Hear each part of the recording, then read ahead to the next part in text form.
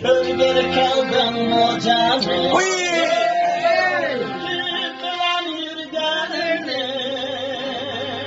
Kölgeli kaldım o canım Bilen yürgenini Esep uyansam dahi canım Sinla süygenini Esep uyansam dahi canım Sinla süygenini Aydın keçiler ketti Şirin keçiler ketti Aydın keçiler ketti Şirin keçiler ketti Dinli bundan halledine Yüreğim senden ketti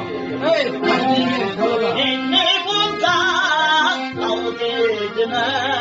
Yüreğim senden ketti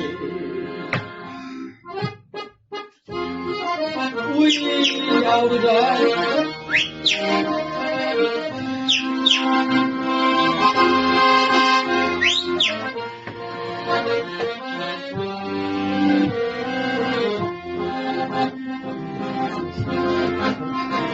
Elbumlu içi dahi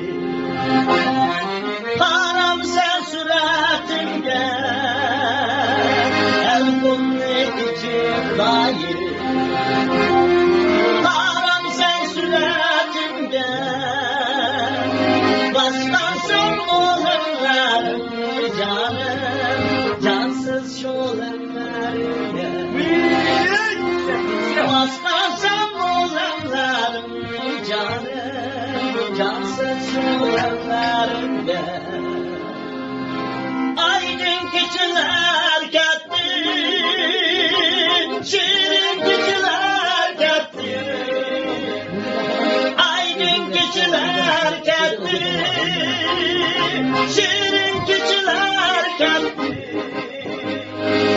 Isındım o ey canım Gönlüm senden gitti Isındım o ey canım Yüreğim senden gitti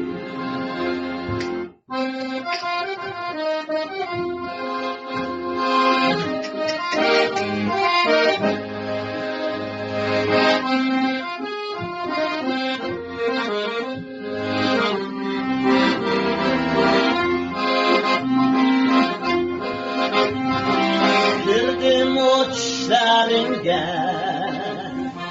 Ürümçi koçaları Girdim uçlarınga Ürümçi koçaları Çok leylep tabi Aslan sende kalbimi Çok leylep tabi Aslan sende kalbimi Aydın keçiler gitti Şirin keçiler gitti Aydın keçiler gitti Şirin keçiler gitti Isındım o ey canım Molluk günlerim gitti Isındım o ey canım Molluk günlerim gitti Oh günlerim gitti